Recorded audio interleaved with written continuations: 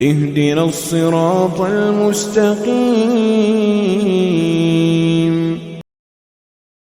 نحمدہ ونصلی علی رسولہ الکریم۔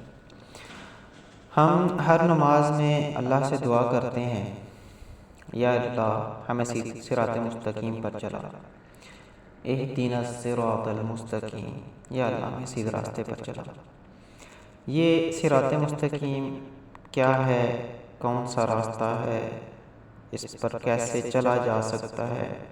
وہ کون سی چیزیں ہیں جن پر عمل کرنے سے ہم صراط مستقیم کی راہ پر گامزن ہوں گے؟ نماز، رزق حلال، اچھے اخلاق، والدین کی فرما برداری، یہ زندگی میں ایسی اعمال ہیں، ایسی چیزیں ہیں، ایسے قواعد ہیں جن کو اپنی زندگی میں شامل کر لیں، جن کو اپنے ساتھ پکا کر لیں، یہ تعلق مضبوط ہوتا جاتا ہے، دل و دماغ اللہ کی طرف لگنا شروع ہو جاتے ہیں، ایک عجیب سا سکون، اطمینان کی کیفیت پیدا ہونے لگتی ہے۔ یہ نماز ہے۔ سعید انور ہمارے ملک کا ایک بہت بڑا نام ہے، دنیا کرکٹ کا، جو کسی تعارف کا محتاج نہیں ہے۔ جو لوگ کرکٹ سے تعلق رکھتے ہیں یا اس کو انجوائے کرتے ہیں، اللہ پاک نے ان کو کرکٹ دنیا میں بھی بہت عزت بخشی، اور اس کے بعد بھی ماشاءاللہ وہ دین کے حصول اور دین کی خدمت کے لیے لگ گئے۔ تو فرماتے ہیں کہ ایک دفعہ میں بیٹھا ہوا تھا تو ایک بزرگ کو میں 2 رکعت نماز پڑھتے دیکھ رہا۔ 2 رکعت نماز ان بزرگ نے 1.5 گھنٹے میں پڑھی، 1.5 گھنٹہ۔ تو کہتے ہیں جب وہ نماز اپنی پوری کر چکے تو میں گیا ان کے پاس گیا، اور ان سے اسلام دعا کرنے کے بعد میں نے پوچھا کہ بزرگوں، اتنی دیر کی نماز اور اتنا ٹائم لگا کے آپ نے نماز پڑھی تو تھک گئے ہوں گے؟ تو ان بزرگ نے آگے سے فرمایا کہ نہیں، میں تھکا نہیں، باقی جو دن بھر کی جو تھکاوٹ ہوتی ہے وہ اسی نماز سے تو میری اترتی ہے۔ تو یہ نماز پڑھ کے میں نے اپنی تھکاوٹ اتاری ہے، ابھی تو میں فریش ہوں ماشاءاللہ۔ تو میرے بھائیوں، یہ مطلوب ہے زندگی میں، یہ وہ نماز ہے جو حاصل زندگی ہے، جو اس زندگی میں مطلوب ہے۔ نماز ایک ایسی عبادت ہے جسے میرے نبی نے فرمایا کہ یہ میری آنکھوں کی ٹھنڈک ہے۔ میرے بھائیوں، نماز اپنا لو، نماز کو قائم کر لیں، نماز ایسے قائم کریں جیسے حضرت حسین نے کربلا میں سجدہ کر کے دکھایا۔ نماز نہ چھوٹے، نماز نہیں چھوٹ سکتی، حالات کچھ بھی ہوں۔ انسان ہے، غلطی ہو جاتی ہے، اگر کوئی ایسی غلطی ہو جائے، نماز چھوٹ جائے، فوراً استغفار کریں، اس کی قضا ادا کریں، نماز نہ چھوٹنے پائے۔ میرے بھائیوں، مفتی ظفرعلی خان صاحب، اہل علم کا بہت بڑا نام، اللہ ان کے درجات کو بلند فرمائے، اپنی وفات سے کچھ دن پہلے درس میں بتا رہے تھے، ایک خواب اپنا سنا رہے تھے کہ ان کو خواب آیا، محض کچھ دن پہلے ان کی وفات سے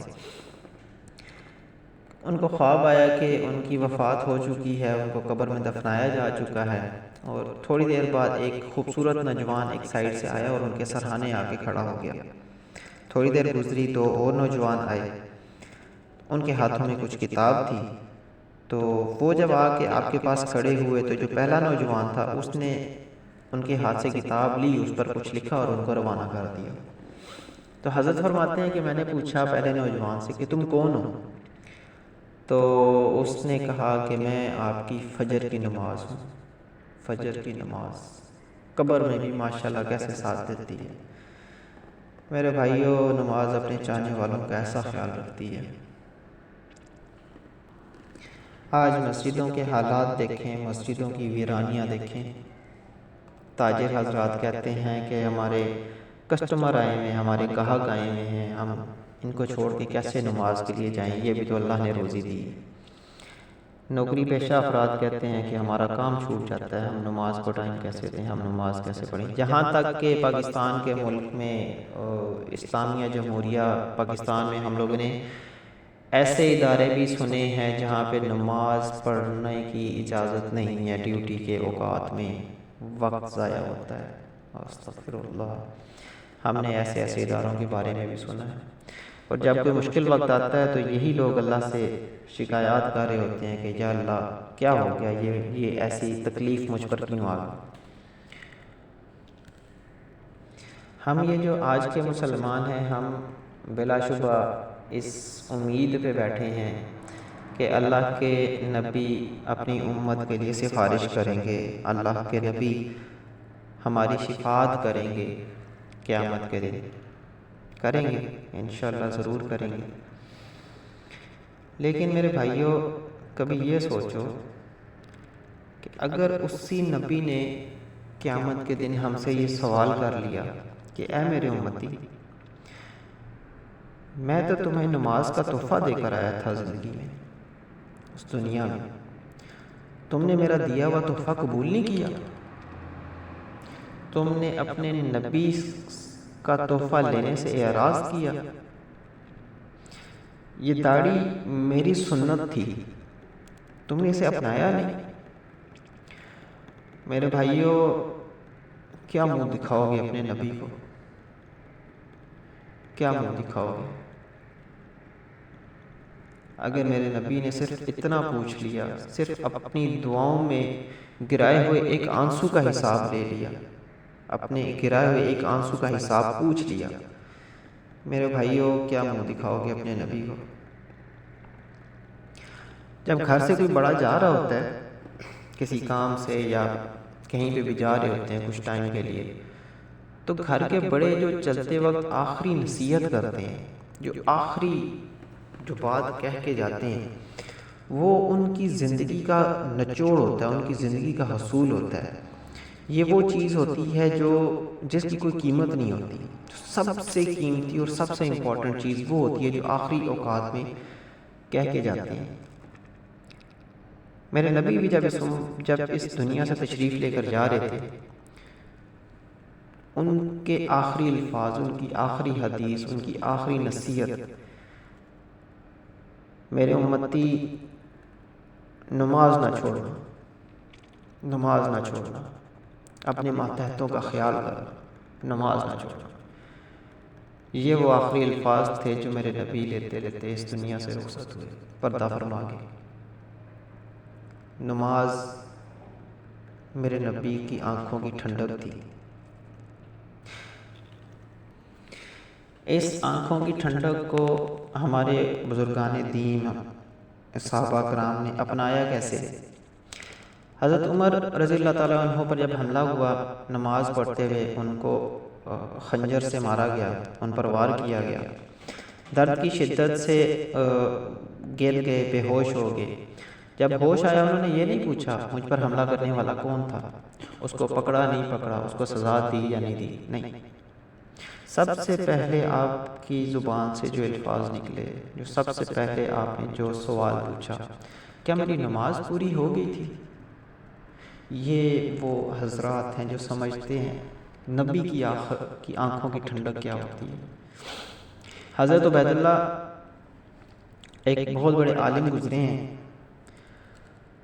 گھر میں کچھ مہمان آئے، ان کے ساتھ بات چیت میں، حال احوال میں، گپ شپ میں ٹائم گزر گیا، ٹائم کا اندازہ نہیں ہوا، اس ٹائم گھڑیاں تو تھی نہیں، تو ٹائم کا اندازہ نہیں ہوا اور گپ شپ میں ٹائم کافی گزر گیا۔ تو جب وہ مہمان چلے گئے تو اندازہ ہوا کہ یہ تو عشاء کا وقت گزر رہا ہے۔ تو جب انہوں نے آس پاس کی پہلی مسجد میں گئے، دیکھا جماعت ہو چکی تھی، دوسری مسجد، آس پاس کے علاقوں میں جتنی مساجد تھی وہاں پہ جا کے انہوں نے دیکھا تو ہر جگہ جماعت تو ہو چکی تھی۔ تو انہوں نے جب گھر واپس آئے تو 27 مرتبہ عشاء کی نماز ادا کی، دوبارہ 27 مرتبہ، کیونکہ ایک دفعہ جماعت سے نماز ادا کرنے کا ثواب 27 گنا ہے نا، تو انہوں نے 27 مرتبہ عشاء کی نماز دہرائی کہ شاید باجماعت نماز ادا کرنے کے ثواب کے آس پاس پہنچا جا سکے۔ اتنا خیال رات کو جب وہ سوئے تو ان کو رات کو خواب آیا کہ کچھ گھوڑے بھاگ رہے ہیں ریس میں، ساتھ ان کا بھی گھوڑا بھاگ رہا ہے، یہ بھی گھوڑے پہ بیٹھے ہوئے ہیں، تو بھاگ رہے ہیں اور کوشش کر رہے ہیں کہ آگے نکلنے کی، لیکن آگے نہیں نکل پا رہے۔ جو پہلے والے گھوڑے ہیں وہ ان سے آگے ہی ہیں، بہت کوشش کر رہے ہیں لیکن یہ آگے نہیں نکل پا رہے۔ تو جو ان گھوڑوں میں سے جو پیچھے تھے، آپ سے آگے تھے لیکن ان گھوڑوں میں سے جو پیچھے تھے، ان میں سے ایک بندے نے پیچھے مڑ کے آپ کو کہا کہ عبید اللہ، آج تم ہم سے آگے نہیں نکل سکتے، آج ہم لوگوں نے عشاء کی نماز جماعت کے ساتھ پڑھی ہے۔ اللہ اکبر! کیسی ہستیاں، کیسے خواب، کیسے اعمال، اور آج ہم اپنے آپ کو اپنے اعمال کا احاطہ کریں۔ اللہ پاک نے ہمیں سب کچھ دیا ہے میرے بھائیوں، سب کچھ دیا ہے، خدا را۔ ایک جگہ فرمایا جو شخص دن میں 5 مرتبہ وضو کرے تو کیا اس کے جسم پر کوئی میل کچیل کچھ ایک جگہ فرمایا کہ کوئی شخص دن میں 5 مرتبہ وضو کرے تو کیا اس کے جسم پہ کوئی میل باقی رہ سکتا ہے؟ صحابہ نے فرمایا یا رسول اللہ نہیں۔ میرے نبی نے فرمایا نماز کی مثال ایسی ہے، یعنی نمازی گناہوں سے ایسے پاک ہو جاتا ہے، لیکن وہ نماز کیسی ہو جو ہمیں گناہوں سے پاک کر دے، جو ہمیں گناہوں کی طرف جانے سے روکے۔ وہ نماز کیسی ہو؟ جیسے ہم نماز پڑھتے ہیں کہ اللہ اکبر، قیام کیا، رکوع کیا، سجدہ کیا، سلام پھیر لیا۔ کیا یہ وہی نماز ہے؟ کیا یہی وہ نماز ہے کہ جو ہمیں برائیوں سے روکے گی، جو ہمیں صراط مستقیم پہ چلائے گی، جو ہمیں آخرت کی منازل آسان کرے گی؟ ہم قرأت کرتے ہیں زبان سے، اللہ کا ذکر کرتے ہیں، اللہ کی بڑائی بیان کرتے ہیں، لیکن زبان سے کیا اس وقت نماز کے دوران ہمارا دل بھی یہ سارے کلمات ادا کر رہا ہوتا ہے؟ کیا ہمارا دل بھی نماز کی طرف راغب ہوتا ہے؟ حضرت انس رضی اللہ تعالیٰ عنہ فرماتے ہیں کہ ایک دن میں نے نبی پاک صلی اللہ علیہ وآلہ وسلم کو دیکھا کہ وہ نماز پڑھ رہے ہیں، تو میں بھی ان کے ساتھ نماز میں کھڑا ہو گیا۔ آپ نے پہلی رکعت میں اتنا بڑا قیام کیا کہ پہلا سپارہ ختم کر دیا، اور اتنا ہی بڑا رکوع، اتنا ہی بڑا سجدہ، اور پھر دوسری رکعت بھی اتنی لمبی کہ دوسرا سپارہ بھی اس میں ختم ہو گیا، اور پھر ایسے ہی رکوع و سجود بھی اتنے ہی طویل۔ تو میرے بھائیو، یہ وہ نماز ہے، یہ وہ نماز ہے جو میرے نبی کی آنکھوں کی ٹھنڈک ہے۔ ایک مرتبہ حضرت عائشہ رضی اللہ تعالیٰ عنہ فرماتی ہیں کہ میں کمرے میں داخل ہوئی تو کمرے میں داخل ہونے سے ایک آہٹ ہوئی، جس پر آپ صلی اللہ علیہ وسلم نے پوچھا کہ کون ہے؟ آپ اس ٹائم عبادت میں مشغول تھے، تو آپ صلی اللہ علیہ وسلم نے پوچھا کہ کون ہے؟ حضرت عائشہ نے فرمایا کہ حضرت میں ہوں، عائشہ۔ تو آپ نے فرمایا کون عائشہ؟ حضرت عائشہ نے فرمایا ابو بکر کی بیٹی عائشہ۔ تو آپ صلی اللہ علیہ وسلم نے پھر فرمایا کون ابو بکر؟ تو حضرت عائشہ نے پھر جواب دیا ابو بکر ابن ابو قحافہ۔ تو آپ نے پھر کہا کہ کون ابی قحافہ؟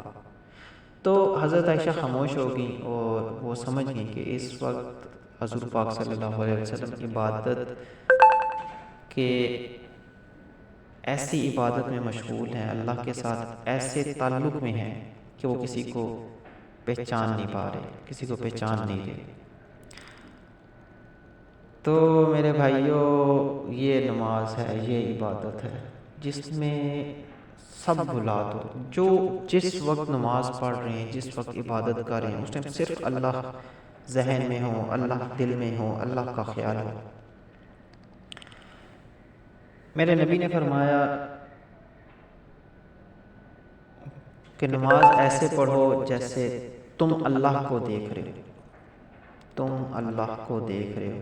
کسی کے ساتھ بات چیت کی جاتی ہے تو فون پہ بھی بات ہوتی ہے، آمنے سامنے بھی بات ہوتی ہے، تو جب سامنے بیٹھ کے بات ہوتی ہے تو جو زیادہ ہوتی ہے نا، فیس ٹو فیس سامنے بیٹھ کے، جب خانہ کعبہ میں جائیں، مکہ پاک میں جائیں، تو اس ٹائم جب آپ خانہ کعبہ کے سامنے کھڑے ہوتے ہیں اور نماز کی نیت میں جب یہ الفاظ آتے ہیں کہ میرا منہ خانہ کعبہ کی طرف، اور جب نظر اٹھا کے دیکھیں اور خانہ کعبہ آپ کی نظروں کے سامنے ہو، تو کیا تسکین ملتی ہے، کیا سرور ملتا ہے اس نماز کا۔ وہ نماز کی اہمیت، وہ نماز میں جو انسان کا